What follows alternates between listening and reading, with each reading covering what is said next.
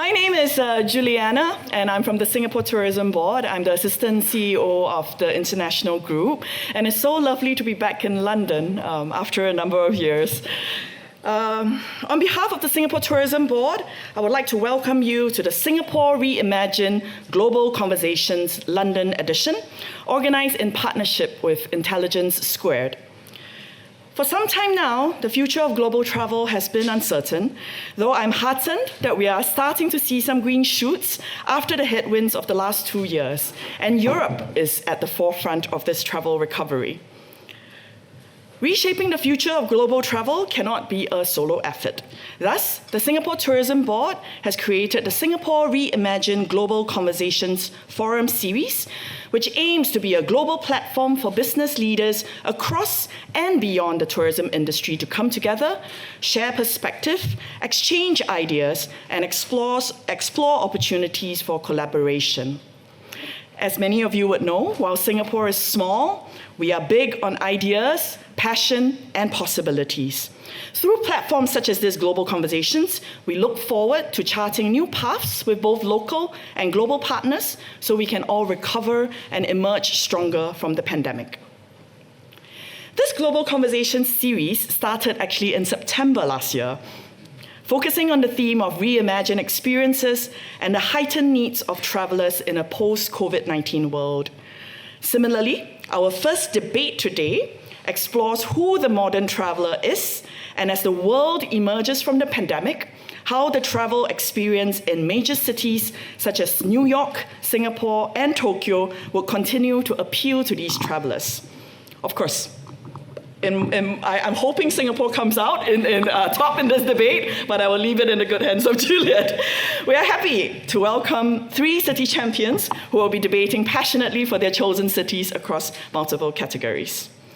After that, our second panel discussion takes a closer look at a topic close to our heart, sustainability. This was also the topic of the most recent edition of Singapore REIMAGINE Global Conversations, organized on 24th March in partnership with National Geographic. Today's travelers are increasingly looking to balance their desire for travel and to minimize their impact to the local communities, environment, and businesses that they visit. We are honored to welcome a panel of industry experts, again, both from and beyond the tourism industry, who will share their thoughts on how companies can truly walk the walk in this area and become a force for good. We really hope that tonight's sessions would be engaging and insightful for you. It is now my pleasure to introduce our chair for today, Juliet Kinsman, who is the first ever sustainability editor at Condé Nast Traveler. She has spent many years as a journalist and broadcaster, spotlighting stories of sustainability within luxury travel. We look forward to hearing her views and conversations with our panelists. Thank you, and have a great evening ahead. Thank you. Thanks so much, Juliana. Well, I'm just going to have to repeat myself slightly. I hope you'll forgive me. So, hi, I am Juliet Kinsman. I am Sustainability Editor at Condé Nast Traveler. And I am so happy to welcome you here to this interesting new venue for such a special event organized by the Singapore Tourist Board. And, of course, Intelligence Squared, and in partnership, and with Singapore Imagined Global Conversations. So thank you so, so much. It really is my great pleasure to introduce to you our city champions. And I know we're going to have a very interesting conversation. So thank you so much. We've got Sarah Martin, who is CEO of Martin Consultancy, and she is an event specialist, although that doesn't even do it justice. She double hats as co-founder of My Gym Labs, which is Singapore's premier on-demand private tech-savvy gyms. She is, most importantly, a very proud Singaporean. And her career spans 2 decades. It's really quite fascinating. Public and private sector work in the arts, sports, entertainment, and wellness. So thank you, Sarah. And we have Josh Glancy. Did it sound like I said Clancy? And we have Josh Glancy. He is special correspondent for the Sunday Times. He has, you've written about everything from boxing to Biden. And he recently spent 5 years in the USA working as the newspaper's New York and Washington correspondent. So thank you. And we have Simon Richmond. He's a freelance travel writer and photographer with more than 25 years of experience of researching and writing travel guidebooks and, of course, writing features for magazines and newspapers. He is the co-author of the original Rough Guide to Tokyo, and since 2014 has been a contributor to Lonely Planet's Japan guidebooks. And I don't know about you, but I still use those. I love those guidebooks. So, yes, absolutely love them. So this debate will run for 1 hour. So for the first 15 minutes, each of our advocates will spend 5 minutes making a case for their city. And the opening statement will be followed by, I hope, some very lively conversation. And we'd actually love you all to join in the conversation. So please join us online on Twitter as well. Tweet us at visit SG_UK and Intelligence Squared, or tweet about the event using the all-important hashtags, of course, hashtag IQ2 and hashtag Visit Singapore. Thank you so much. Josh, it's time for your opening statement, please. Thank you.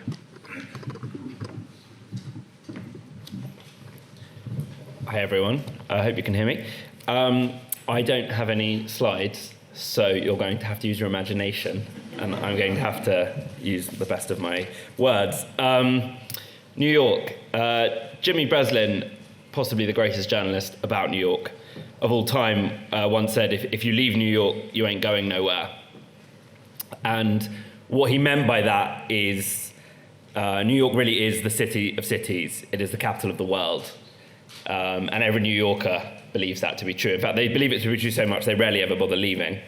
But it does have that unique, to my mind, sense. And I feel it every time I go into New York and you drive from JFK Airport and you get in a taxi and you go over the Williamsburg Bridge and you see those towers of Midtown arrayed in front of you, and you feel like you're coming to the center of the world, that nothing else matters as much as what happens on this island.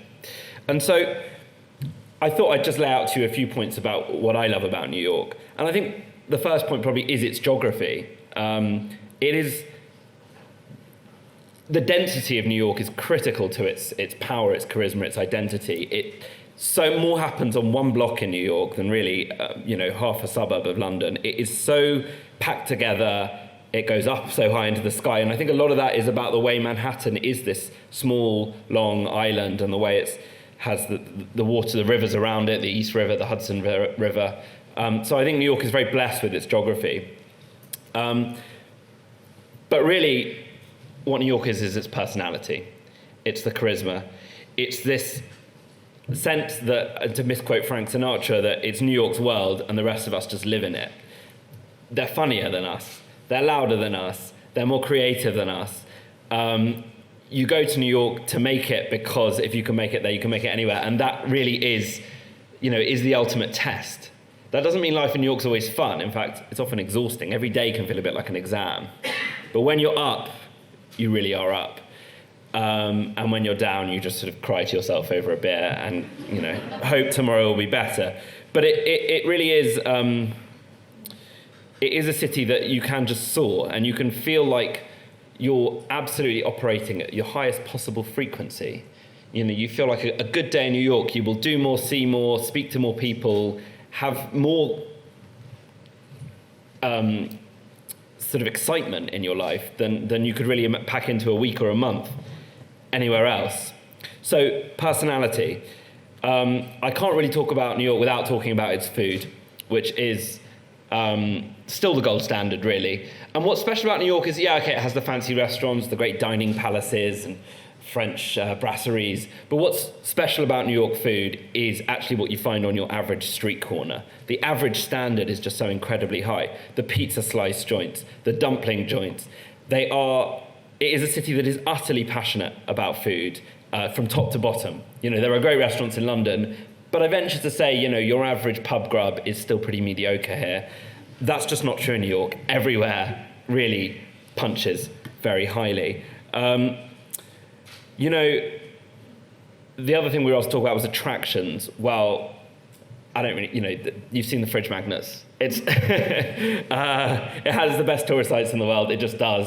Statue of Liberty, Empire State Building, Ellis Island. Those are the obvious ones, but it also has some extraordinary museums. I mean, you think of Museum Mile, you think of the Met, you think of all the Natural History Museum or the MoMA. Museums and their committees are a way of life in New York. You know, being chair of the MoMA is like being president of New York, and they care about their museums enormously, and they are unrivaled. Probably only really rivaled by London, I would say. And I was also asked to talk about wellness. Well, I think here New York struggles a little bit. You don't go to New York to be well. In fact, many of its residents are slightly unwell. In fact, New York is the first and only place in my life I've ever taken to seeing a psychiatrist. Not really because I was in any particular trouble, everyone else seemed to be doing it, so I did too. But Fran Lebowitz once observed that when you leave New York, you go to and you can't believe how clean everywhere else is and how functional it is. But clean is not enough. Clean is not what nourishes our soul, what feeds our ambition and our dreams. Clean is lovely, clean is pleasant, but New York feeds what's deep inside of us. And, you know, yes, okay, so you do have Central Park, you do have Prospect Park, there are trees, you know, you can drive out of New York and be in the Catskills or the Adirondacks, and there are beautiful things to do, but... Josh, I love New York. There you go. You're almost running out of time. I mean, we could just talk about New York. God, that was 5 minutes. Okay, Yeah. right. To wrap it up, my last and favourite quote about New York, it'll be a great city if they ever finish it. And I think that's the genius of New York, its ability to renew itself. Thank you so much. There you have it. Look, I actually grew up in New York, so you don't have to do much to convince me. You definitely don't go there for cleanliness, but they do have great wellness anyway, to be discussed. So thank you so much, Josh Glancy. That was great. We next are going to make an exciting case for Singapore. Thank you so much, Sarah Martin. Good afternoon. Now, given this forum, no pressure. I want to start by unpacking what is the modern day traveler, really. Let's just visit that premise, right? There's a business traveler, they travel most frequently, and they have tight schedules. There is the pleasure-seeking ones, and pleasure needs no explanation. Then you have the explorer. They're neither business-minded nor pleasure-minded, but seeking life experiences, knowledge, and deeper connections in a real or virtual world, given this pandemic. The explorer is perhaps our modern-day traveler, who knows? But in some ways, the traveler hasn't changed, but what they are seeking now may be different. So in Singapore, the modern-day traveler will be able to explore authentic storytelling from a rich diversity of people. Due to the balancing act, and the government's really good at this, right? Urban planning, cultural policy, community engagement, walls between races are reduced, and racial diversity is celebrated. And it's within the very fabric of our society. And outside the cultural precincts, a visitor can go off the beaten track and deep dive into our living neighborhoods, similar to New York in a lot of ways, and find out what the local lifestyle is, giving the average visitor a richer and more insightful experience. In keeping with our cultural heritage, a legacy that unites all Singaporeans is our hawker place. We have a definitive obsession about food, but the hawker place is a reflection of our multicultural identity in its offerings. It not only made the UNESCO Heritage List, but some actually have Michelin star status, so you can get a meal on a shoestring budget of $5. But we are a country spoilt for choice. From the homemade to the very fancy, you can have a gastronomical journey and a treat for all the senses. Now, the global traveler these days is very much in tune with climate change and key issues of sustainability. And Singapore has the privilege of being a small city-state. We have the urban landscape and we have the natural landscape. And sometimes it's almost seamless. Today, Singapore is one of the greenest cities in the world. a result of a sustained and dedicated effort to green up Singapore over decades. So we came to the table a lot earlier when it came to greening. But we also have our wetlands, which is a little known fact. You know, we have Sungai Buloh, one of the 5 wetlands that is protected and home to the rarest mangroves in the world. So you can take a walk or a cycle and you can escape into a rich natural landscape that will not take hours to get to. Which brings me to my next point, connectivity. We are highly accessible on public trains and buses, are clean. We're safe throughout the day and night and throughout the country. By 2035, we will have 360 kilometers of walking and cycling routes through places of interest and through some of our 300 parks. We're about 80% there. In between housing areas, you can find patches of forest that sits between, a green lung as they call it, between urban areas in keeping with the government interest in enhancing and sustaining biodiversity. But other than responding to changing trends of fitness and natural exploration, and to meet some of our promised sustainability goals, Singapore has been deep diving into reimagining its iconic attractions. We've been creating hybrid experiences, and we've been experimenting with outdoor ones for the purpose of escapism on various levels. And the city is also well positioned to be an urban wellness haven. Singapore has over 2,000 spas, last I checked, in a country whose size could fit into New York. For a city or for a visitor 14 minutes away from the city center, you could be in a heartland area in one of our parks in an award-winning, highly affordable spa escape. The traveler can access to herbal, medicinal, ancient, and modern wellness practices that is safe, reliable, and have various degrees of affordability. So I'd like to conclude by saying, whether it's a business traveler, the pleasure-seeking traveler, or the explorer, the modern traveler seeks primitive comforts of safety, security, accessibility, price points, and above all, authenticity beyond the physical space and place. And I like to think, shamelessly, that Singapore, in our green, modern, cutting-edge kind of way, delivers all that.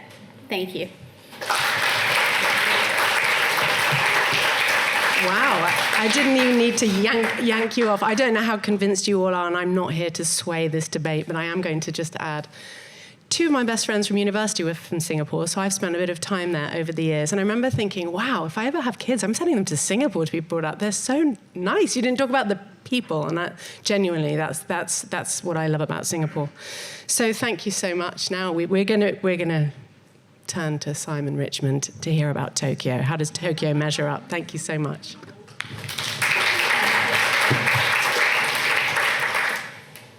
Okay, konbanwa, good evening, everyone. It's my job tonight to convince you that Tokyo is truly one of the world's wonders.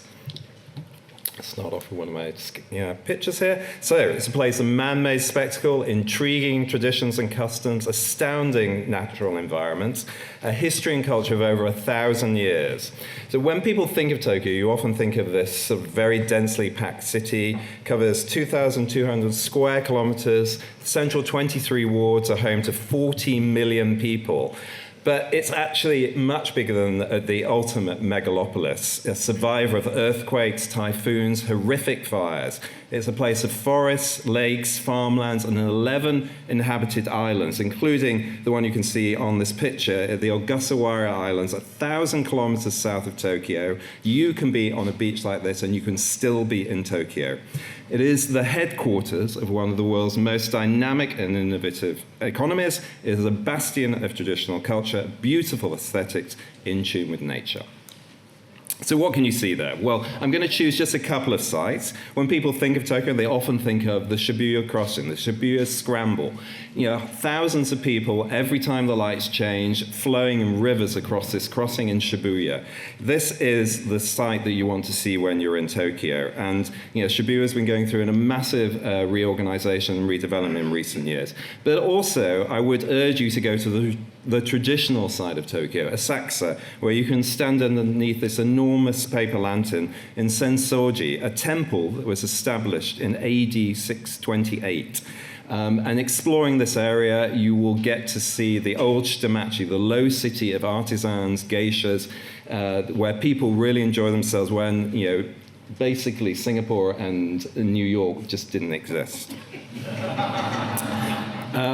It's also a city of amazing pop culture that has conquered the world. Anime, manga, kooky fashions, you name it, you can encounter in Tokyo. One of the biggest sights of recent years has been this exhibition of digital art by a Tokyo collective called Team Lab. It has people queuing around the block for the ultimate selfie experience. And right outside of where Team Lab is, you can also stand and have your photo taken in front of this 20-meter tall animatronic robot based on a very popular anime that's known throughout Tokyo. Where else in the world can you do that?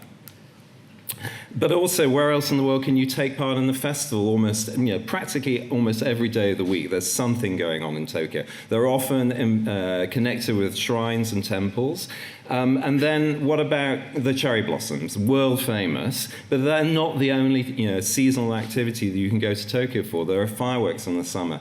And also later in the summer, there are bon dances where people celebrate the dead by dancing through the streets and around the local temples and shrines. And I think one of the key things about Japan, and Tokyo in particular, that you can experience is the traditional culture. You can see geisha. Kyoto is not the only place you can see geisha. At the National Theatre, they put on dances. There are free geisha shows around town as well. And of course, the sumo wrestlers, magnificent. And Kyoto doesn't have that. Tokyo has it 3 times a year. Then one of my favorite things to do in Tokyo is actually to get off the main highways and the main areas, places like Harajuku, Ginza, Shinjuku, you may have heard of, and go into the smaller areas, Yanaka. This picture here is of Yanaka Ginza, a very traditional area where people, you see how the average person lives. You can go shopping with them. You can go into neighborhoods where you can find artisans who've been practicing their craft for generations. This man's creating suzara boxes, lacquer boxes they use to store kimono. There is a months-long waiting list for these wonderful items. And of course, the food. I mean, what better way to access a culture than through its food? And Tokyo has one of the best food cultures in the world. And more Michelin-starred restaurants than any other city in the world, about 203 at the last count. You can eat everything from the most delicious street food, onigiri rice balls, to the highest quality sushi in Michelin-starred restaurants. There are even 3 Michelin-starred ramen restaurants. And then you might think in all that sort of urban environment, where's the greenery and nature? Well, there's plenty of it. There are trees, people plant pots outside their homes, beautiful 300-year-old gardens created by the daimyo and samurai to stroll around, and modern parks like this one in Roppongi.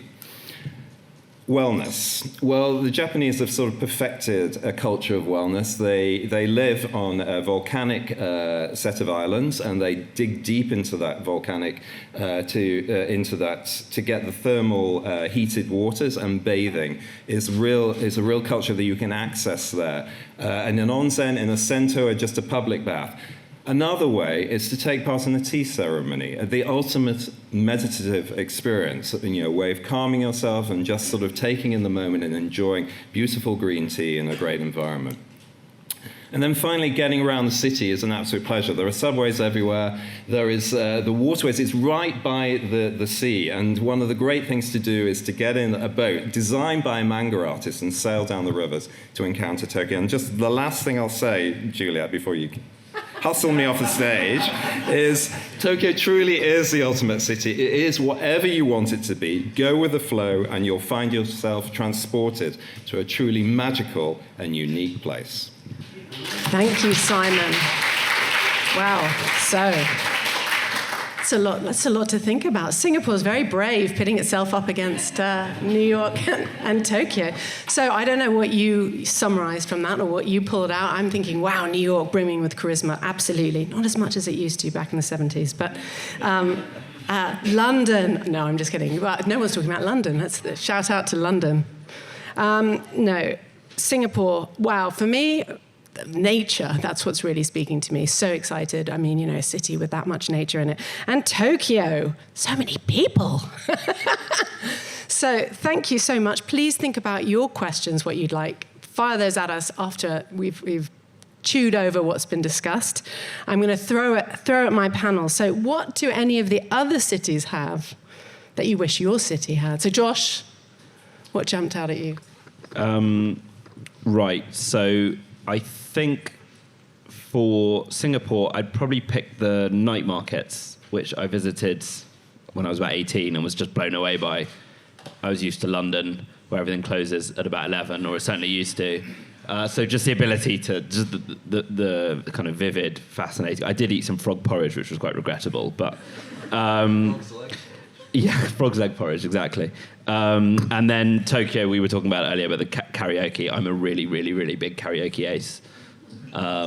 So, yeah. We'll do that. That's the next session, actually. Simon. Well, obviously, the diversity. I mean, you don't really go to Tokyo for a cultural diversity. You get full-on Japan culture when you're there. And I'll be honest, very little of other types of cultures. Although there are aspects of that, very surprising ones. They have like a Brazilian samba carnival in the summer. And you can get some of the world's best pizza, the world's best French food in Tokyo as well. So, there are communities there of other cultures, but it is definitely not as diverse as Singapore or indeed New York, which has... Or London. Yeah. But Singapore, absolutely. I mean, that's what's, for me, jumps out. Sarah? Well, Broadway. I mean, there's no two ways about it. But there was one thing that I wish Singapore had, and that was Broadway. And for Japan, the size, we're a dot in the world map. So the size and, the beauty of Japan, the perfection of their parks. I mean, they've made it into an art form, so that's something I absolutely love about Tokyo. I'm not here to swear, as I said, but I will say I found Tokyo overwhelming in that way, and I did love Singapore. And actually, it's really one of the things about Singapore. By the way, I've not been prepped or primed to say any of this, but it's like, it's one of the only places in the world where you actually have to go on the public subway, the metro system, to experience. It's actually something worth doing. Yeah. So I find it such an easy to navigate city. Anyway, and I love that. So what else are we thinking about? And you will notice, of course, that we're all not, we're expatriates sometimes about the cities that we're talking about. What made you, so Simon, what made you fall in love with Tokyo above all other cities? Okay, I think I fell in love with Japan when I was just a small child. I used to go to, I've often told this story. I used to go to the library, and one of my favorite books was about Japanese culture. And it was a picture book, and I took that out many times. And so when I grew up, I decided I would go live in Japan. And I went there in my mid-20s. I went to teach English. I was already a journalist in London, but I thought, I'm not going to get a job as a journalist in Japan. I don't speak Japanese. So I went there to teach English. But after a few weeks, I did get a job as a journalist, as an editor. And I ended up staying for 2.5 years. And I absolutely loved it because it is so different from anywhere else in the world. I mean, I think, this was over 25 years ago now, and we didn't have the internet, so cultures were much more separated then, so it was quite different. And I think when you go to Tokyo now, it's much easier. I mean, people will often ask me about going to Japan. Are people going to be able to understand me, and will I be able to get around? And these days, yes, you can. I mean, they're much more connected. Many more people speak English. There are more English signs and all that sort of stuff that I didn't have when I was there. So for me, as a curious person, it was a wonderful place to try and figure out, and I'll never figure it out. And that's an endless challenge to a curious person. So, Sarah, I'd say, how do you respond to that? You're obviously from Singapore. Why are you so passionately proud to be Singaporean? And what do you find people are excited by, your friends, family, visitors, colleagues, when they come there? Okay, besides the food, which is like the stopgap, I mean, every single person that comes to Singapore wants to explore the food, but actually it goes beyond that, right? You're exploring the culture through the food. It's one place where you can have, you can go to Chinatown, in a row you have a mosque, a temple, all in one area. You've got a rich diversity of people, and it's apparent everywhere. It's, part of our housing policy, our neighbors. You can stay in any one area and you will see a mixed bag of so many different types of cultures living side by side. Everything is celebrated. We celebrate Diwali, we celebrate Thaipusam, we celebrate Chinese New Year, we celebrate Eid Mubarak. And we do it in a grand way. We don't just do it in the cultural precincts, we do it in our art centers. So it's actually one of those vibrant places where you are always exposed to different things and it becomes the natural fabric of what you're surrounded by. I love that. Don't you have 4 official languages as well? Our official language is Malay, but we have Hindu. We have a few. We have Mandarin. I learned Malay as a second language when I was in school. And right now they're a little bit more open, so they are embracing a lot more languages in schools as options. But generally, you do have, it's multilingual. Everyone speaks a second language there. I love that. Josh, what are you thinking? I think it's probably just the sheer insanity of New York. I remember shortly after I left New York, I moved to Washington, D.C., which is a very nice place. And I went back to New York to see my then girlfriend. And I walked out the subway in Times Square, and my eyes just lit up. And I thought, wow, it was like going from a black and white movie to a colour. I mean, it's that sense of kind of life being somehow on steroids. And so kind of exhausting, isn't it? It is exhausting. And but you also feel at your most alive in New York. It's like almost you feel like a phone that's just been plugged into the mains or something. And it everywhere else just feels a bit suburban. Even London, even Tokyo. No, not Tokyo. Not Tokyo. But, really anywhere else in America, any other city in America just feels... They used to say about New York that people in New York think that people who live elsewhere are kind of kidding. And that's sort of how you feel when you live there. There's a real arrogance to being a New Yorker. So I have an actual question. This is my question, and it's not one that really applies to Singapore in the same way, and maybe that in itself is interesting, but, we want to have this as a genuine, open conversation. In the sustainability context, urbanization is obviously a big challenge and a problem globally in terms of the movement from rural areas to cities. How might cities, do you think, allow those arriving residents from rural areas play a more positive role by living in a city? So, it's a challenge. We can't have everybody living in cities, so we can't have that movement. How do you respond to that? What do you think about that? Maybe you don't feel so concerned by urbanization? Do you want us to answer in context of Tokyo? You answer that however you like. Okay. Yeah. Well, I think... Tokyo, as I explained at the beginning, is a huge area. It's a metropolitan area that encompasses not just sort of the classic urban landscape, but also villages, mountains, islands. So there is a great diversity. And even within the core of the city, you can walk a little bit off the main streets, as I say, and actually encounter a paddy field, literally. Little plots of land where people are growing food, because that is the nature of that city. So in a way, the village is never, Tokyo is actually a collection of little villages, much more so than any other city I've been to, that each has its own little self-sufficient society, often arranged around a temple or a shrine with this little shopping street and a neighborhood feel. And that is wonderful. And, so... Is that an answer to your question? It's actually just interesting. I didn't know that at all. I mean, I think what I find compelling about Singapore, of course, that it's much more, the fact that it's much more integrated. It's not, please, but Sarah, your thoughts? We don't necessarily have that great rural area. How big is Singapore? I mean, as a city-state? Well, it's 24 by 48 kilometers wide or somewhere around there. 700 square. There you go. and it's growing all the time. We're constantly reclaiming land. So watch this space in 20 years' time. But no, it's true. We don't have the great rural area, but I think one of the things the pandemic has taught us that we have an over-reliance on imports and food security. So the government has in recent times done a bit of a turnaround and say, look, we need to look into urban farming. We need to look at how we can sustain ourselves in a very real manner. And we still have a ways to go, but at least the gap has been identified, and that's one of the good things that came out of the last 2 years in the grand scheme of things. And And we will be looking at it. But, in typical Singapore fashion, you're going to look at it with technology, and you're going to look at, urban farming with a 360-degree point of view. And I fancy the way we usually do things, that it will start from everything from education down to social messaging, down to the actual practice and delivery. So they're still planning, and they've definitely kick-started, and they have goals, and knowing the country, they'll meet them. Did you want to chip in? New York and the countryside. Goodness. Well, no. There was a famous cartoon from the 70s. It was a New Yorker cover, and it's called The View from 9th Avenue. I have that framed in my home. It's a classic. And basically, all they can really see is sort of New Jersey and then just like the rest of the country. But no, New York does have a hinterland, and it is part of a state.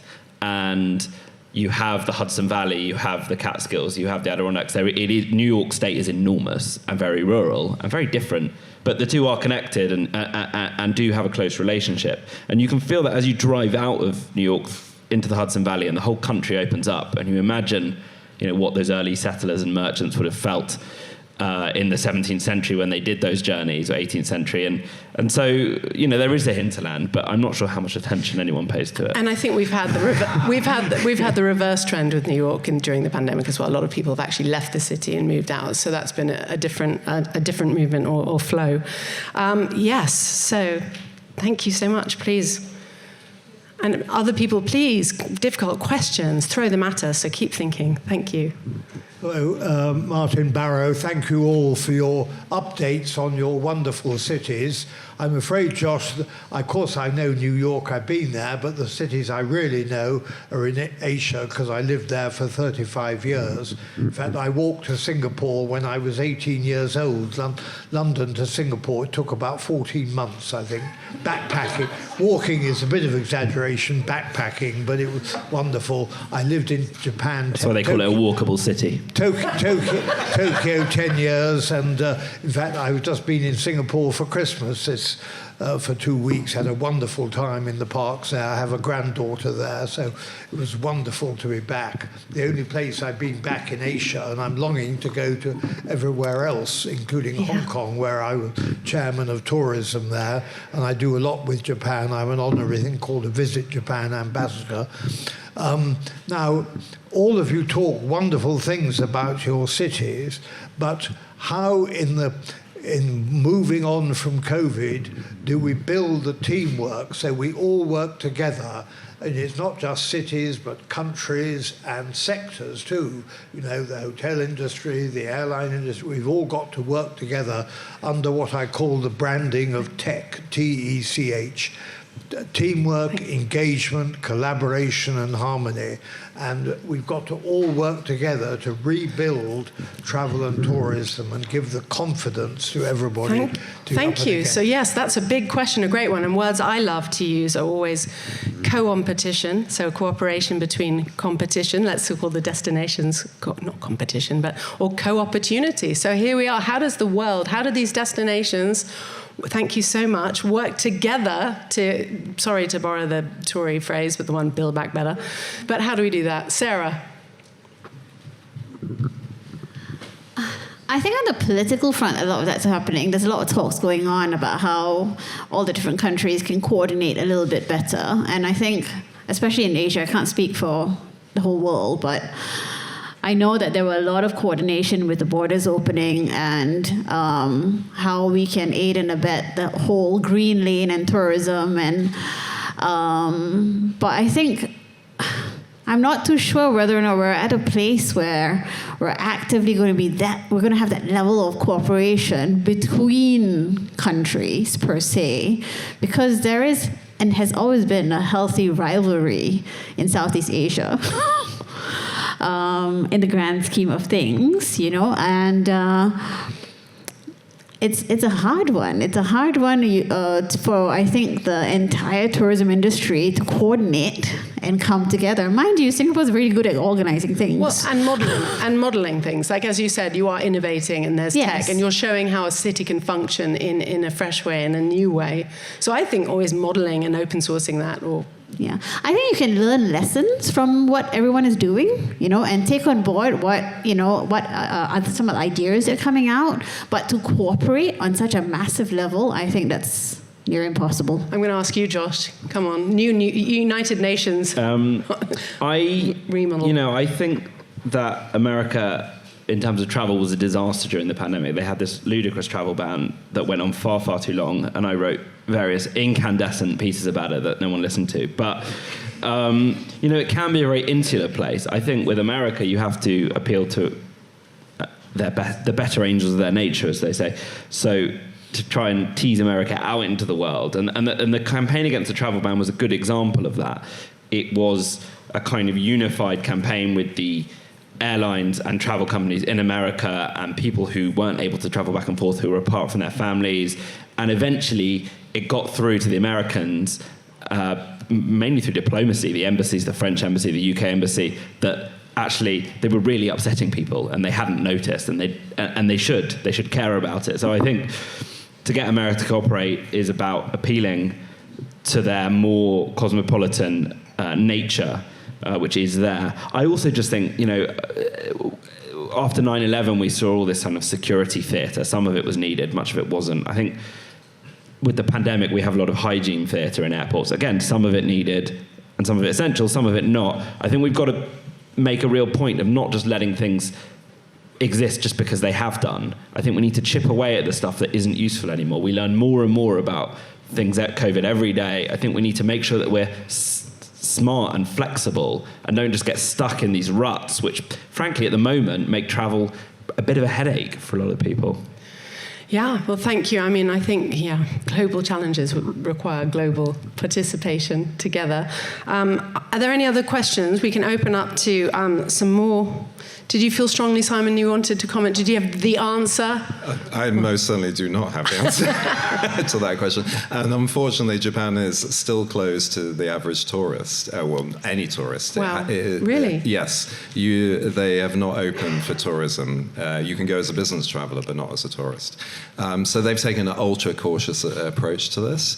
And in terms of cooperation with the countries, I agree with Sarah. I mean, they're competing for tourists. Before the pandemic happened, there were at about just over 15 million tourists a year to Tokyo, which was quite a big deal. And they've been putting a lot of money and effort into increasing tourism to Japan because it is out there on the edge.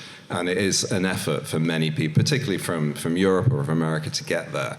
But they've been really getting a lot of tourists from Asia. I mean, Singaporeans love it, don't they? Yeah.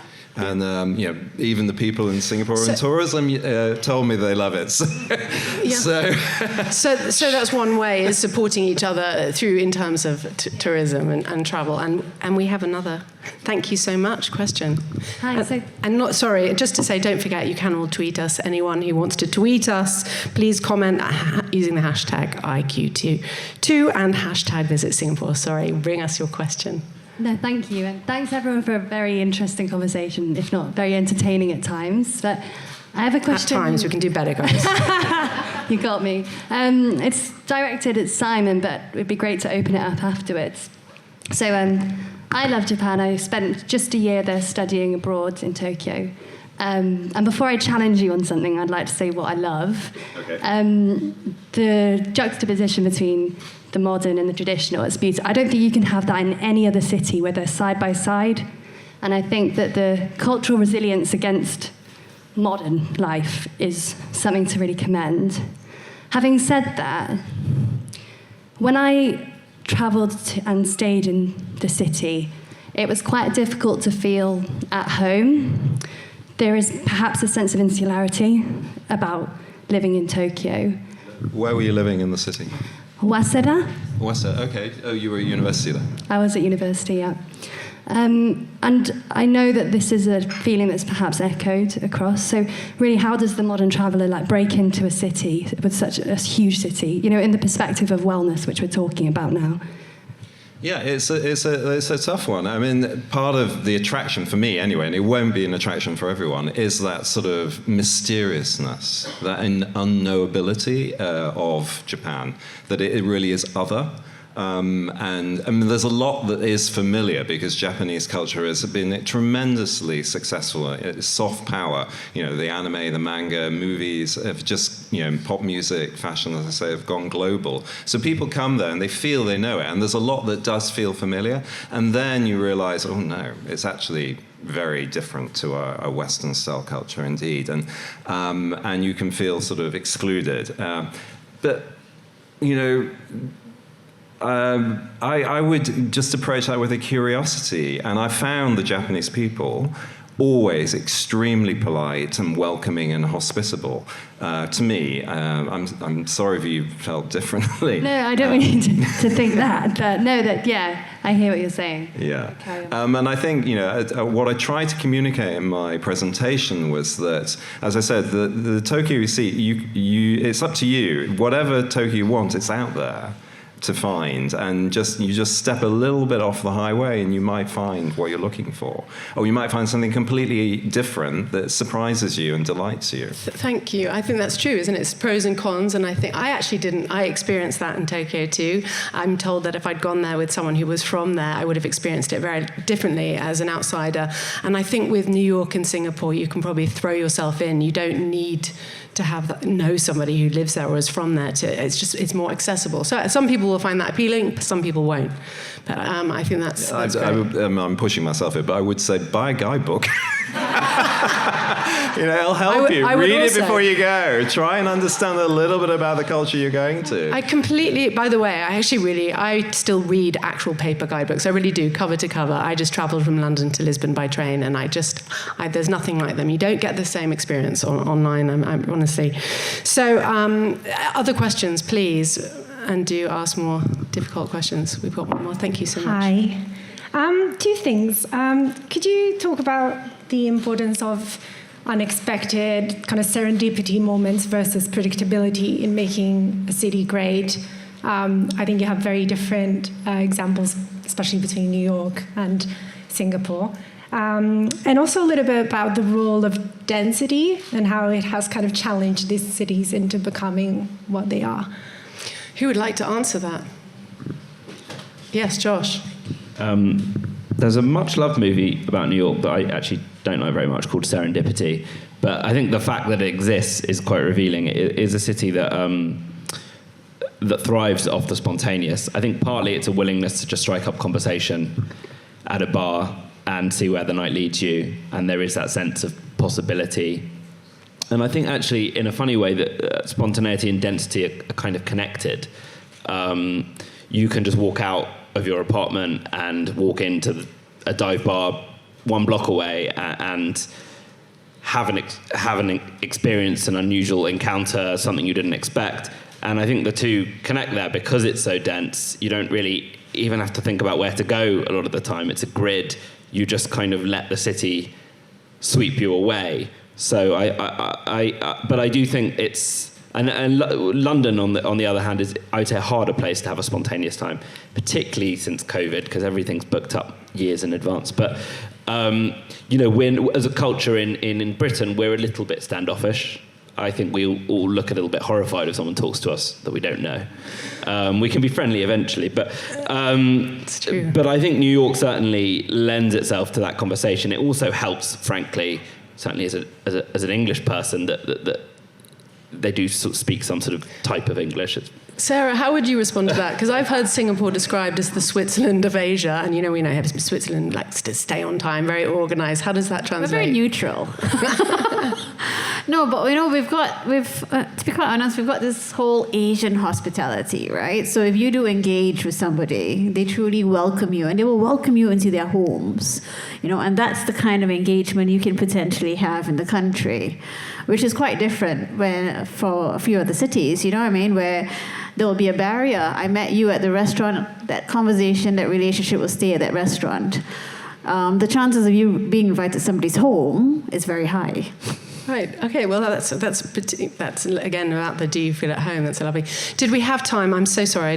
We have time for one more very quick question. Very quick question. Thank you. Whoever's got, there you are. You're the kingmaker. Thank you.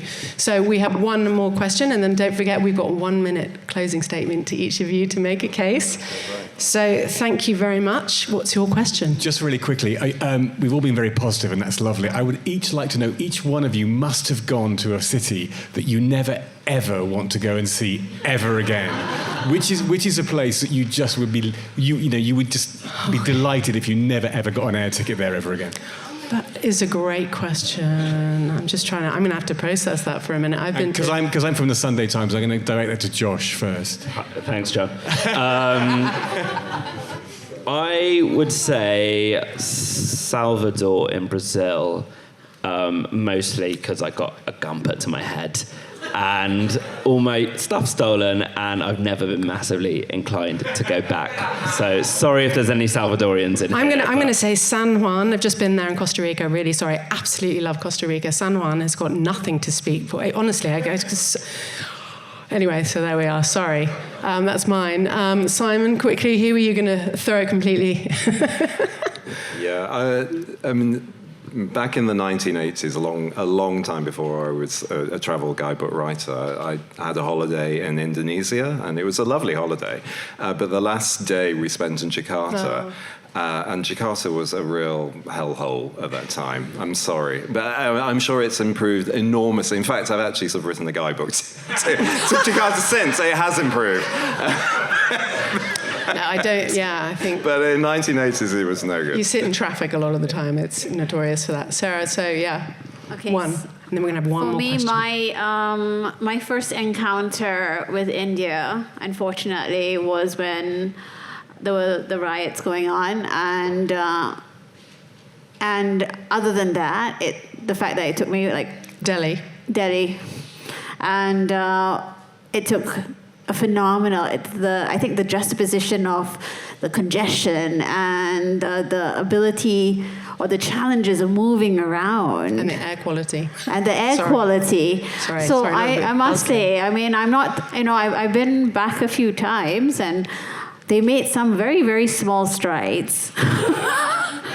All right, but I must say that's a city is not going to be on my top 10 list in the next 20 years. So, okay, and we are going to bring things back up now on a positive note. One more question which you think will elicit a very powerful, meaningful, profound answer. Thank you. He's not so sure now. Where can you get a really nice burger? No, I'm joking. Thanks. Hopefully it might help the argument, and it's been great, thank you. But which person, celebrity or otherwise, best represents the place that you are seeking to support tonight? Wow. So which celebrity best personifies your city? I'm gonna Simon, you can answer that. Who, Tokyo? The person who immediately comes to mind is Yayoi Kusama, the artist who is famous for her dotty artworks, most famously the pumpkin with dots on it. She has a museum that's opened in Tokyo, and it's tremendously popular. But she lives in a mental institution, and her art is a way of expressing her inner turmoil. And Tokyo, when you look at it just at face value, you feel it's chaotic and crazy and maddening. But actually, when you look at it a bit closer, you realize there's a harmony and a deep connection with nature and a respect for traditions and all these wonderful things that have come about. I'm giving you my closing speech here, but all these that's good. All these we're running wonderful out of things have time. come That's about good. through 1,000 years of development. I just want to say this again: 1,000 years of development. Singapore and New York did not exist in those days. So yeah, that's the person I would choose. Thank you so much. That is great. And Sarah, maybe if you can intertwine it with your closing remarks, your poster person as well, that would be great. It's a bit hard to have a poster person for Singapore, because there's not the single person that can naturally. Lee Kuan Yew. No, he led the country from, the colonial times to where it is right now. And that's a person that a lot of people does respect. But in terms of a massive celebrity to represent Singapore, I think that's a very hard one, because no single individual can potentially do that adequately.